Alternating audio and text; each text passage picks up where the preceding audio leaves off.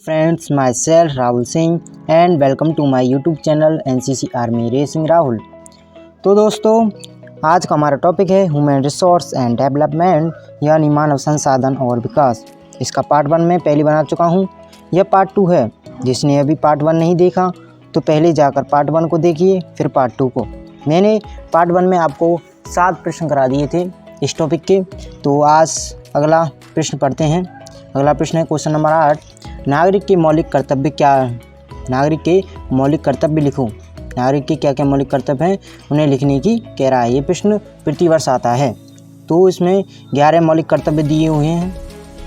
11 मौलिक कर्तव्य हैं।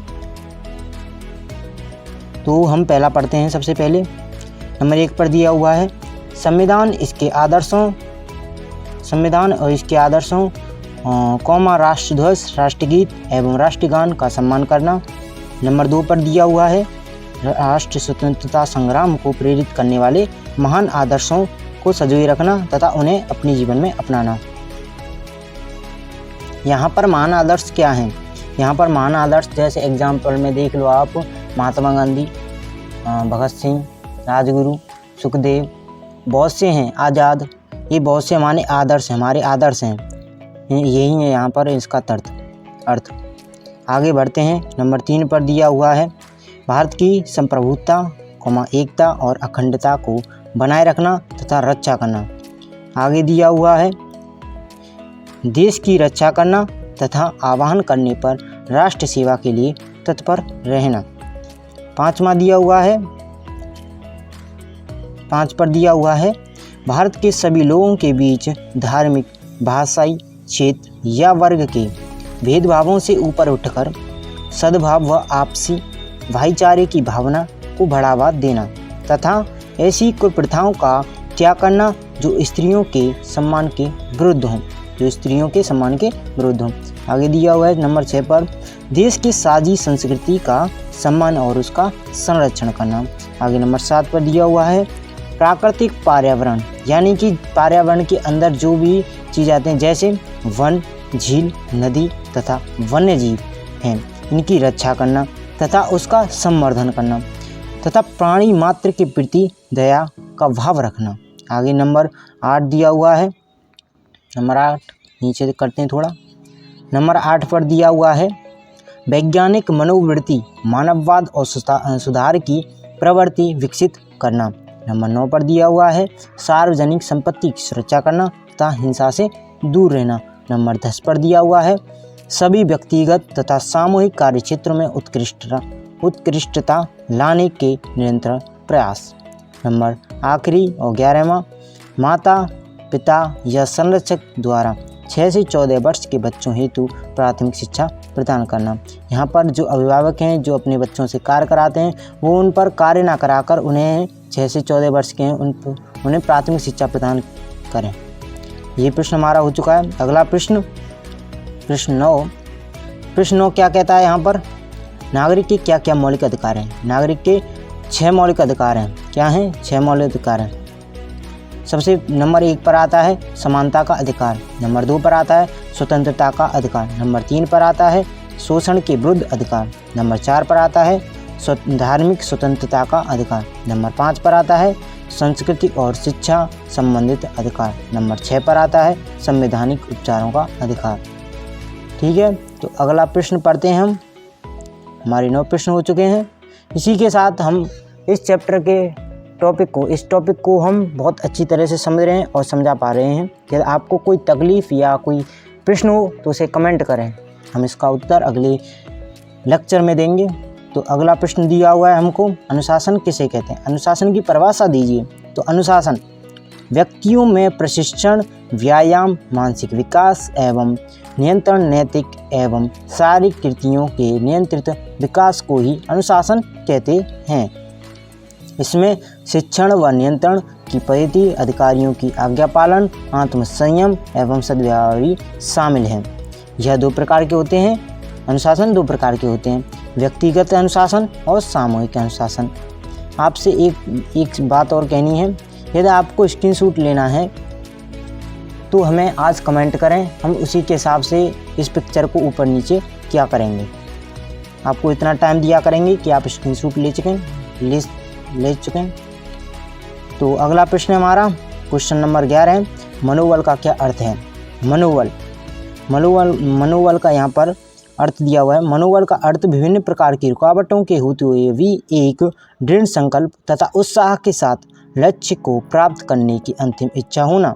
यानी कि आपने कोई भी अपने मन में ठान ली, कोई बात ठान ली, यदि आपको कोई गवर्नमेंट जॉब चाहिए, आपने ठान ली इस बात को, तो आपका मनोबल उच्च होगा और आपको वह जॉब जरूर मिलेगी। यहीं पर ये मनोबल का अर्थ दिया हुआ है।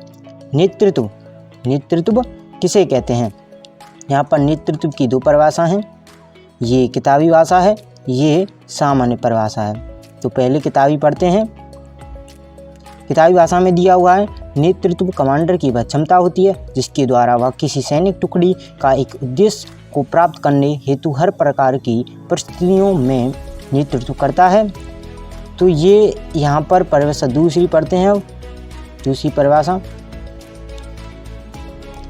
परिभाषा दी हुई है, नेता में अपने ग्रुप या ट्रुप या समुदाय के लोगों का नेतृत्व करते हुए किसी दिए गए कार्य को करने की क्षमता नेतृत्व कहलाता है।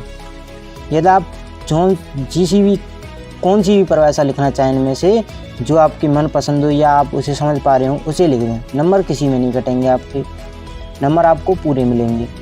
ये 3 प्रकार के होते हैं। जैसे पहला है 1 नंबर पर अपने दम पर बना नेता, इसे इंग्लिश में कहते हैं ऑटोक्रेटिक। दूसरे नंबर पर है जनता द्वारा चुना नेता, इसे कहते हैं डेमोक्रेटिक। नंबर 3 पर है पैदाइशी नेता, इसे कहते हैं लेसेस फेयर।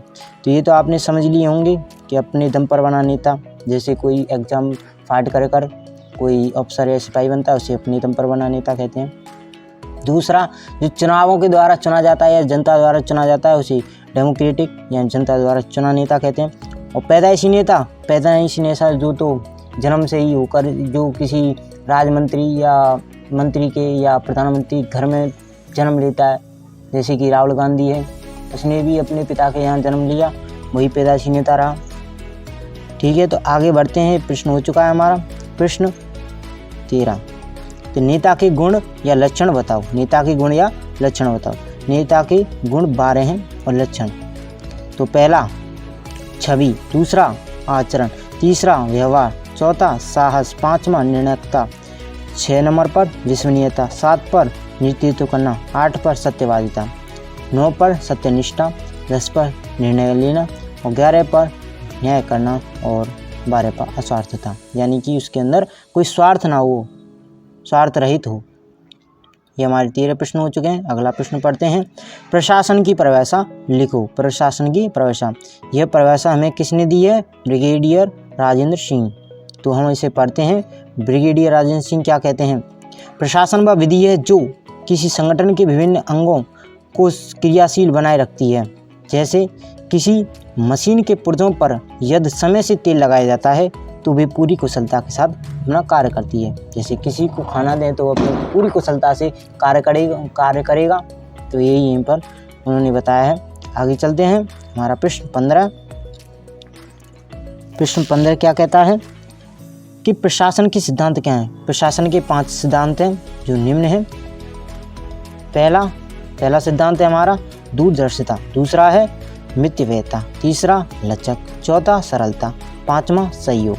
यहाँ पर ये 15 क्वेश्चन हो चुके हैं और आज का हमारा आखिरी प्रश्न है सेना की प्रथाओं के बारे में लिखना।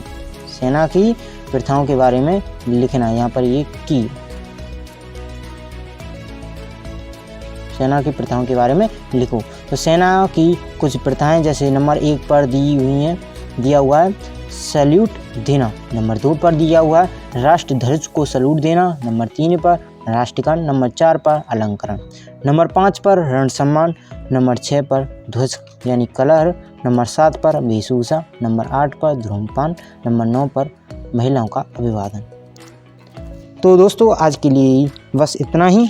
यदि आपको कोई प्रश्न या सवाल हो तो उसे कमेंट करें, जो हमने आपको 20 वीडियो में बता दिया है उसका उत्तर हम अगले लेक्चर में देंगे।